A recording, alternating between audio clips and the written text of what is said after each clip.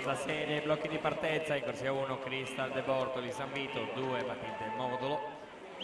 Idros alla 3 Benedetta Pittia, Cusudine, corsia numero 4 Anna Robertson, South African Team, corsia numero 5 Ludovica Zamperlon, Team Veneto alla 6 Elisa De Pavari, Piave Nuoto, corsia 7 Brooklyn Croxon, South African Team, corsia numero 8 Benedetta Benacchio, Team Veneto.